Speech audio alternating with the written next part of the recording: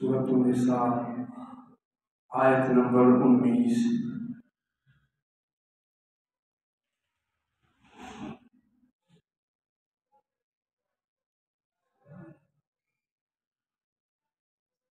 مالک لم یزل نے وراثت کے احکام کے تحت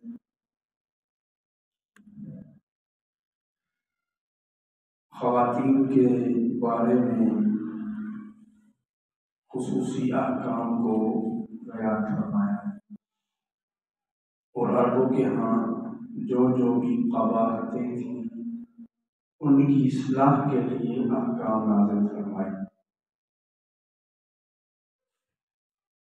ہمارے ہاں عموماً یہ ہوتا ہے کہ جب کسی خاوند کی وفات ہو جاتی ہے، بیوہ رہ جاتی ہے، تو بیوہ کے بارے میں اب مختلف قسم کے رویے اور معاشرتی مسائل جنم لیتے ہیں۔ عورت جب تک باپ کے گھر ہوتی ہے تو اس کی شادی کے بارے میں غور و فکر کرنا، صبح و شام بلکہ بچہ پیدا ہوتا ہے تب سے شروع ہو جاتے ہیں اس کی شادی کرنی ہے۔ جب یہ بالغ ہوگی، اس کی شادی ہوگی، اس وقت اتنے اخراجات ہوں گے، اس وقت یہ چیزیں ضرورت پڑیں گی، اس کو فلاں کے ساتھ شادی کرنی ہے۔ تو بیٹی کی شادی کرنی ہو تو بڑے ہی شوق ولولے کے ساتھ ماں باپ، بہن بھائی، پورا خاندان جو ہے لگا رہتا ہے، لیکن وہی بیٹی کل جس کی شوق سے شادی کی تھی، بڑی چاہتوں کے ساتھ بڑا خرچ کر کے اب بیوہ ہو گئی، بیوہ ہو جانے کے بعد اگر اولاد ہے تو پھر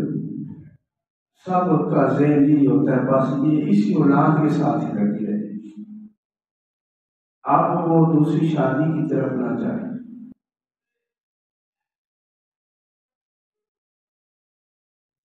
اب اس کی شادی کرنے کو معیوب سمجھا جاتا ہے۔ یہ ہمارے یہاں محض ایک فکری اور تہذیبی مسئلہ ہے کہ ہم صرف مرے ہوئے خاوند کے ساتھ اس کی وفاداری نبھانے کے لیے اور اس کے سسرال میں اس کی وفاداری کو ثابت کرنے کے لیے اپنی بیٹی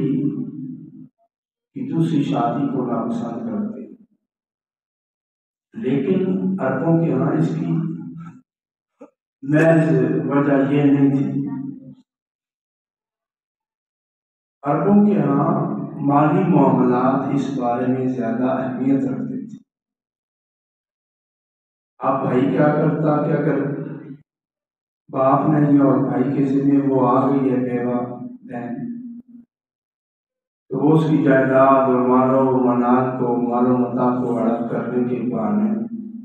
اس کو زبردستی شادی سے روک دیتا تھا اور کہتا میں ہی تمہارا وارث ہوں۔ یا پھر اس بیوہ کے جو دیور ہوتے، اس کا سسر ہوتا یا سسرالی خاندان، تو وہ بعض اوقات اس پر زبردستی کرتے کہ تو ہمارے بھائی کا مال لے کر کہیں نہ جا، یہیں پر رہے، اور پھر آہستہ آہستہ وہ اس کا مال ہڑپ کر لیتے۔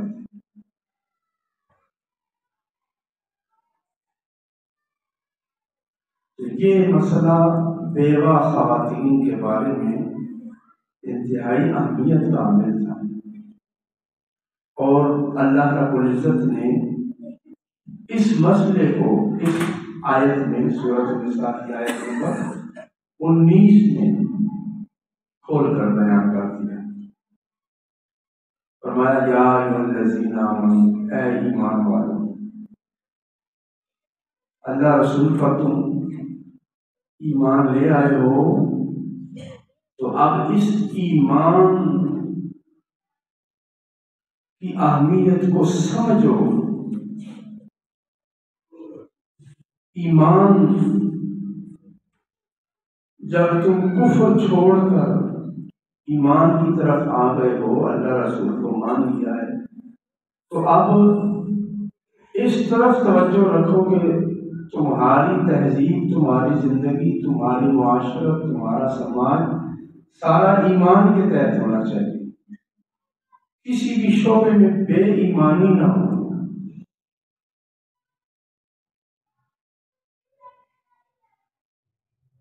پہلے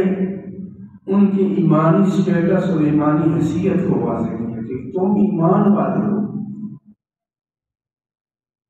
تم اللہ رسول کی ماننے والے ہو، کیونکہ جو آگے حکم دیا جائے اس سے مالی معاملات پر زد پہنچتی ہے، مالی خسارہ ہوتا ہے، جائیداد ہاتھ سے جاتی دکھائی دیتی ہے، اور پرانی عادت ہے مال دوسروں کا دبانے کی، بہن بیٹیوں کے مال کو اڑپ کرنے کی۔ تو اس حکم پر عمل کرنا قدرے مشکل تھا،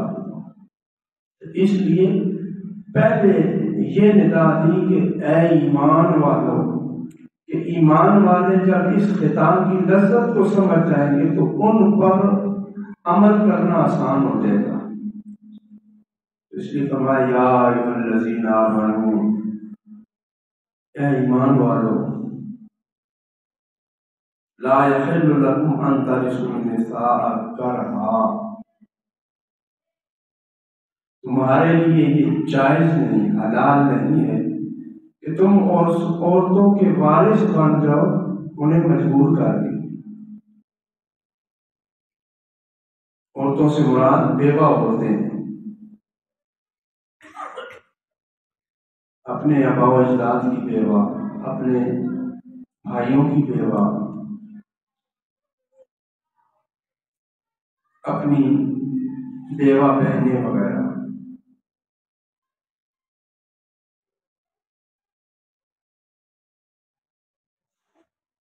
تو اس لیے تم ان کے زبردستی وارث مت بنو کہ تم انہیں اپنے جال میں پھنسا دو اور انہیں اپنی زندگی کے فیصلے کرنے کا اختیار نہ دو۔ یہ اختیار انہیں روکنا اور اس بیچاری کو تا دم مرتے دم تک بغیر نکاح کے رکھنا، یہ تمہارے لیے نہیں ہے، یہ تمہارے لیے حلال نہیں ہے۔ ہاں، اگر کوئی عورت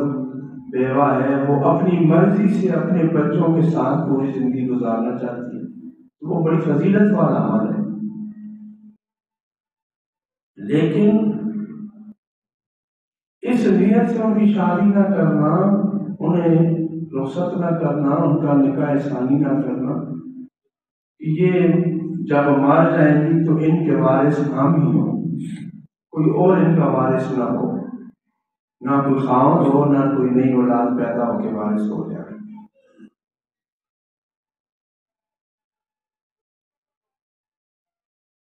تو اللہ رب العزت نے اس عمل کو حرام قرار دے دیا کہ تم زبردستی کسی عورت کے وارث نہیں بن سکتے اور اس کی زندگی کے فیصلے نہیں کر سکتے۔ جب اللہ نے ان کے لیے بیوہ ہو جانے کے بعد نکاح کو حلال کیا ہے، اجازت دی ہے نکاح کرنے کی، اور نکاح اور بیوگی کے درمیان صرف عدت کے ایام رکھے ہیں، عدت کے ایام۔ حال ہی میں ایک انگریز سائنسدان مسلمان ہوئے اور اس نے اس عدت کے اوپر ہی تحقیق کی، اس عدت کے اوپر ریسرچ کی کہ اس کی کیا وجہ ہے، طلاق کی عدت 3 مہینے کیوں ہے اور بیوہ کی عدت 4 ماہ 10 دن کیوں ہے، اور ان میں تفاوت کیوں ہے، کیا وجہ ہے۔ اس کا شارٹ سا خلاصہ یہ ہے کہ جس طرح اس دور میں وائرس آیا، کورونا وائرس، نہ نظر آتا ہے نہ محسوس ہوتا ہے، بس بات کر کے چلا جاتا ہے۔ تو اس نے یہ تحقیق کی کہ عورت کا جسم قدرتی طور پر مرد کے وائرس کو اپنے اندر سمیٹ لیتا ہے، اور جب مرد طلاق دے دے اس کے بعد 3 مہینے اسلام نے عدت رکھی ہے۔ اس کی وجہ یہ ہے کہ وہ وائرس خون کے ذریعے ہر ماہ خارج ہوتا ہے، تو 100% وہ وائرس سابقہ خاوند کا جسم سے نکلتے ہوئے کم از کم 3 مہینے درکار ہے۔ 3 مہینے میں عورت کا جسم بالکل صاف ہو جاتا ہے پہلے مرد کے، پہلے شوہر کے وائرس سے۔ اب اسی نے یہ تحقیق کی کہ اگر یہ وائرس سابقہ خاوند کا اور کسی دوسرے خاوند کا ایک عورت کے جسم میں اکٹھے ہو جائیں تو وہ ایسا موذی مرض پیدا کر دیتے ہیں جس کا کوئی علاج ہی نہیں ہے، جس مرض کی تشخیص بھی ممکن نہیں رہتی۔ تو اس لیے 3 مہینے کا وقت کم از کم درکار ہے۔ اب اس کو سوال یہ پیدا ہوا کہ بیوہ کی عدت 4 ماہ اور 10 دن کی ہوئے، جو اس نے مختلف تجربے کیے، اس نے یہ رزلٹ نکالا کہ چونکہ خامد فوت ہو جائے تو عورت غمزدہ ہو جاتی ہے، اور غمگین اور غمزدہ بندے کے جسم کی قوت مدافعت کم پڑ جاتی ہے، اس کا نظام دوران خون کا یہ سلو ہو جاتا ہے۔ اسی طرح دیگر جسم کے اوپر اثرات ہوتے ہیں، تو ایسی بیوہ عورت کو وہ سابقہ خاوند کا وائرس جسم سے باہر ظاہر کرنے کے لیے، نکالنے کے لیے زیادہ وقت درکار ہوتا ہے، کم از کم 4 ماہ اور 10 دن اس کے لیے ضروری ہے۔ تو وہ اس تحقیق پر حیران رہ گیا کہ اللہ کے رسول نے عرب کے صحرا میں بیٹھ کر یہ کس طرح کے احکام دیے کہ جو انسانی صحت کے لیے انتہائی مفید ہیں، اور کون سے کام حرام کیے کہ جو انسانی صحت کے لیے زیادہ مضر ہے، نقصان دہ ہیں۔ تو وہ اس بات پر حیران رہ گیا اور اسی پر اس نے کلمہ پڑھا اور مسلمان ہو گیا۔ لیکن ہماری بدقسمتی یہ ہے کہ ہمارے ٹی وی کے ڈراموں میں یہ چینل یہی بتا رہے ہیں کہ بس عدت ایک ظلم ہے، یہ دن نہیں ہونا چاہیے، اس میں کوئی پابندی نہیں ہونی چاہیے۔ یہ ہمارے اوپر بیماریوں کو مسلط کرنے کی سازش ہے۔ عورتیں بیمار ہوں گی، اولاد پیدا نہیں ہوگی، مسلمانوں کی تعداد کم سے کم ہو، مسلمانوں کی بڑھتی ہوئی تعداد سے یورپ خوف زدہ ہے کہ مسلمان زیادہ ہو گئے تو یہ ہم سے سنبھالنے نہیں ہوں گے۔ بہرحال عورت کو طلاق ہو جائے یا وہ بیوہ ہو جائے، اس کو عدت کے علاوہ روک کر رکھنا اور نکاح ثانی میں رکاوٹیں ڈالنا یہ کسی طرح بھی جائز نہیں ہے اہل ایمان کے لیے۔ اس لیے فرمایا یا ایھا الذین آمنوا لا یحل لکم ان ترثوا النساء کرہا، عورتوں کو تم مجبوراً مت روکو اور ان کے وارث خود مت بنو۔ وارث وہی ہے جس کو اللہ رب العزت نے وارث بنایا ہے، اور عورت کو بیوہ ہو جانے کے بعد اپنی زندگی کا خود اختیار ہے، وہ چاہے تو شادی نہ کرے، چاہے تو وہ شادی کرے، لیکن تم جو اس کے والی ہو، کفیل ہو، ضامن ہو، اس کے سرپرست ہو، تمہارے لیے یہ درست نہیں کہ تم اس کی راہ میں رکاوٹیں ڈالو اور ہیلے بہانے سے اس کو روک کے رکھو۔ اس لیے بیوہ عورت کو خود اختیار ہے. وَلَا تَعْضُلُوهُنَّ لِتَذْهَبُوا بِبَعْضِ مَا آتَيْتُمُوهُنَّ، اور ان کو مت روک کے رکھو تاکہ تم حاصل کر سکو اس میں سے جو تم نے ان کو دیا ہے.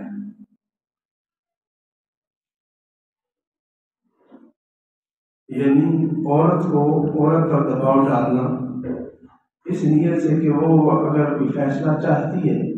تو تم اس سے پیسہ دو، مال ہڑپ کرو، یہ تمہارے لیے جائز نہیں.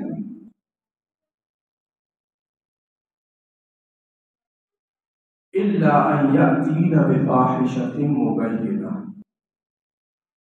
صرف ایک صورت ہے کہ وہ کھلم کھلا بدکاری کر بیٹھے، وہ فاحشہ ہو جائے، کھلی فاحشہ ہو جائے. فحش بد زبانی کو بھی کہتے ہیں، تیز کلامی کو بھی کہتے ہیں، بد اخلاقی کو بھی کہتے ہیں، اور زنا اور بدکاری کو بھی کہتے ہیں.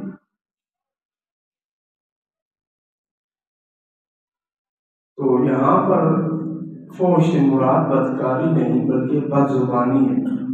کہ اگر عورت بد زبان اور بد خلق ہو جائے اور زبان دراز ہو جائے تو پھر اس صورت میں خاوند کو یہ اجازت ہے کہ وہ اسے کہے کہ جو میں نے مہر تمہیں دیا ہے، جو نکاح نامے پہ شرائط لکھی ہیں، جو پیسہ لکھا وہ معاف کرو، حق مہر مجھے واپس دو، خلا دو، میں تمہیں چھوڑ دیتا ہوں. تو اس صورت میں عورت کو طلاق دینے کے لیے اس کی بدزبانی کی وجہ سے، بدکاری کی وجہ سے، بد اخلاقی کی وجہ سے خاوند کے لیے جائز ہے کہ یہ اپنا مال اسے واپس لے لے اور اس کو پھر خلا مانگنے کے بعد طلاق دے دے.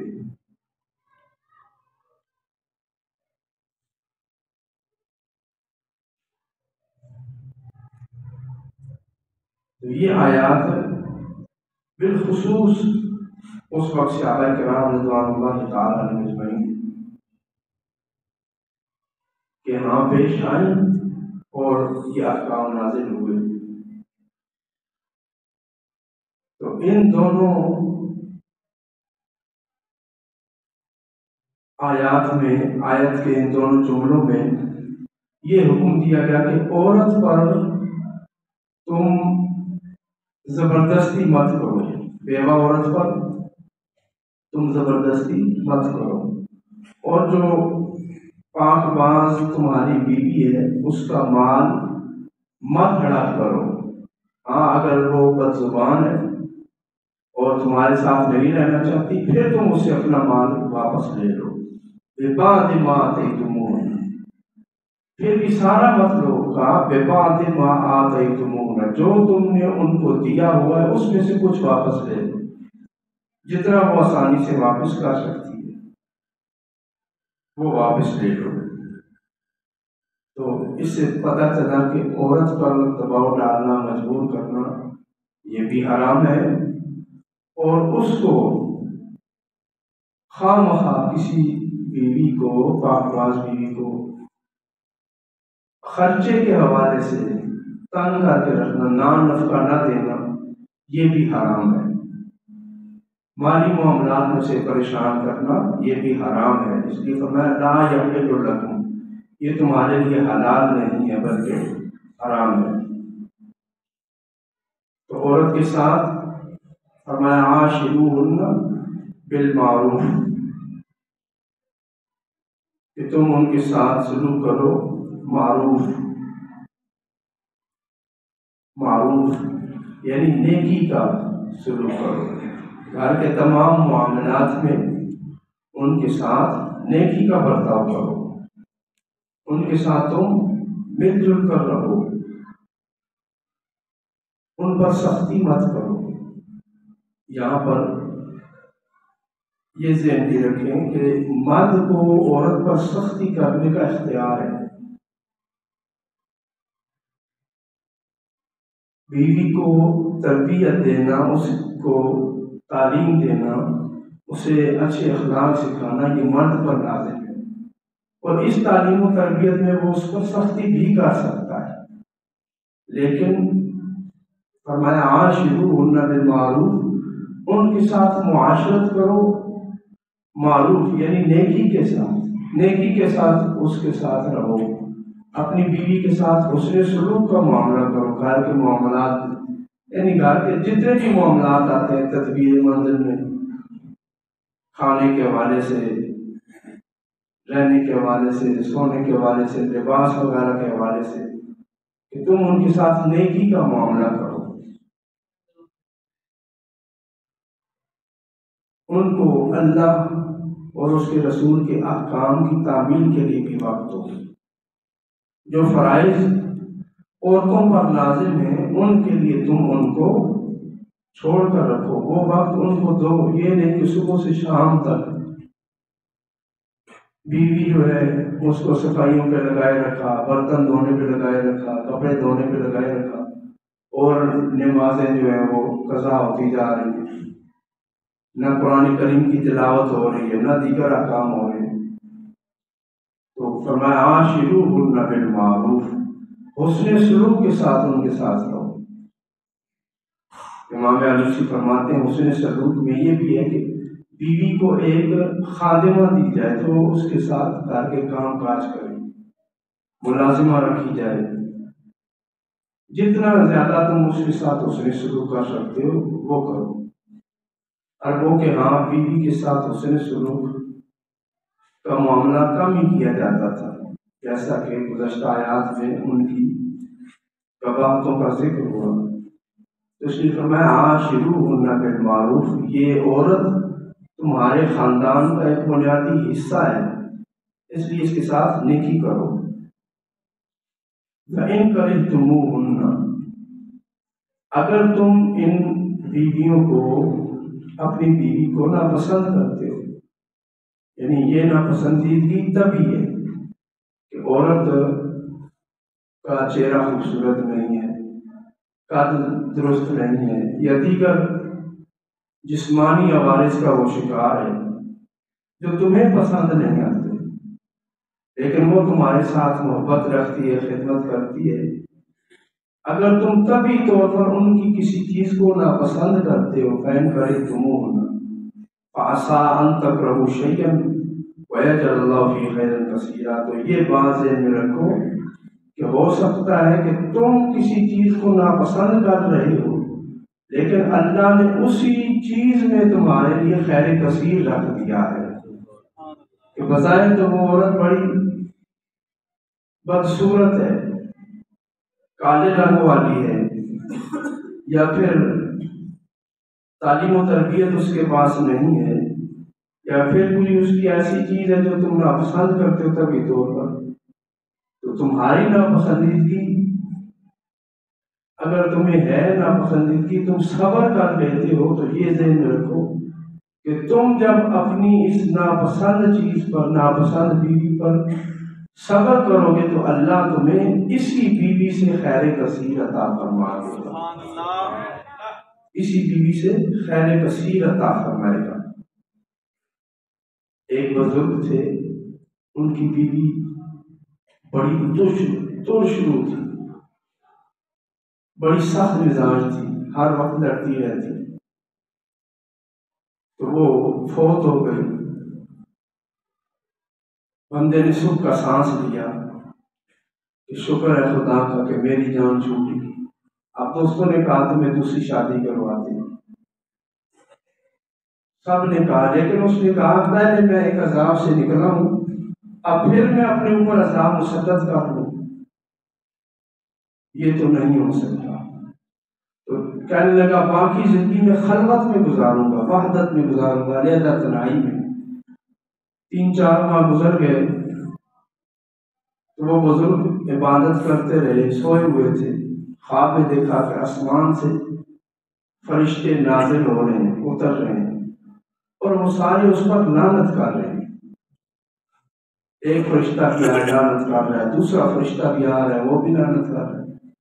وہ بندہ اٹھا اور بڑا پریشان ہوا۔ پھر دوسرے دن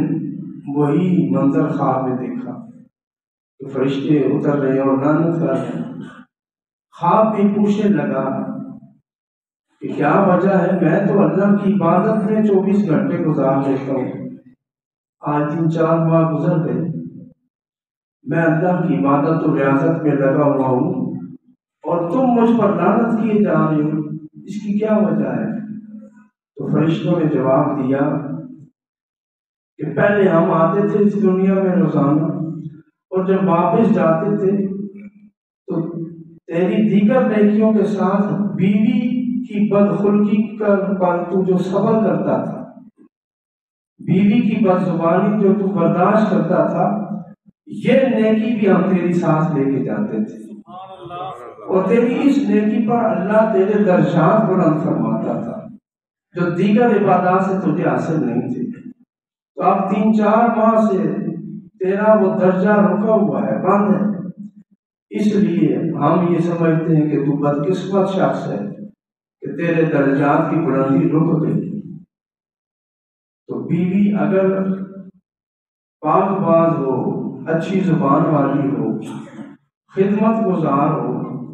تو وہ اللہ کی رحمت ہے، لیکن اگر یہی بیوی بد زبان ہو، بد خلق ہو، تیز زبان والی ہو، نافرمان ہو، سخت مزاج والی ہو، تو یہی بیوی اللہ کی بارگاہ میں درجات کی بلندی کا سبب ہے، بندے کے گناہوں کی معافی کا سبب ہے کہ بندہ صبر کرتا ہے اور رب کی بارگاہ سے اس کا درجہ بلند ہوتا ہے۔ اس لیے اللہ رب العزت نے فرمایا فَإِن كَرِهْتُمُوهُنَّ، ہو سکتا ہے کہ تم ناپسند کرتے ہو، فَعَسَىٰ أَن تَكْرَهُوا شَيْئًا، ہو سکتا ہے تم کسی ایک چیز کو ناپسند کر رہے ہو، وَيَجْعَلُ اللَّهُ فِيهِ خَيْرًا كَثِيرًا، اور اللہ اسی سے تمہیں خیر کثیر دے دے، اسی سے تمہیں خیر دے، بھلائیاں دے، کثیرہ بہت ساری، تو ہو سکتا ہے اسی بیوی سے تمہاری ایسی نیک اولاد ہو جو پوری زندگی تمہیں سکھ دے، نیک نامی کا سبب بنے، وہ ایک اولاد ہی تمہارے لیے دنیا و آخرت کی بھلائی کا سبب بن جائے۔ اس لیے عورتوں کے معاملے میں کبھی بھی جذبات سے فیصلہ مت کرو، بلکہ صبر و تحمل کے ساتھ اور برداشت کے ساتھ کرو کہ اللہ رب العزت نے تمہارے لیے خیر کثیر اس بیوی نے رکھ دیا ہے۔ اس سے یہ پتہ چلا کہ عورت کا وجود رحمت بھی ہے، رب کی بلند کی طرف سے درجات کی بلندی کا سبب بھی ہے، اور پھر سب سے بڑھ کر اللہ نے فرمایا خیرن کثیرا، اس میں اللہ نے تمہارے لیے بہت سی بھلائیاں رکھی ہیں۔ عورت کا وجود بہت سی بھلائیوں کا سبب ہے، نعمتوں کا سبب ہے، اور بالخصوص وہ عورت کہ جو بندے کو ناپسند ہو اور اس پر پھر وہ صبر کر رہا ہو تو وہ خیر کثیر کا باعث ہے۔ مالک کائنات ہمیں خواتین کے ساتھ حسن سلوک رکھنے کی توفیق عطا فرمائے۔